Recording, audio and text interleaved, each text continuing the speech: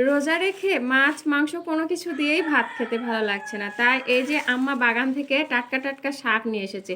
আর এখানে কিন্তু পাঁচ মিশালি শাক আছে। আর এই শাকগুলা খেতে বেশ ভালোই লাগে, যেহেতু টাটকা শাক।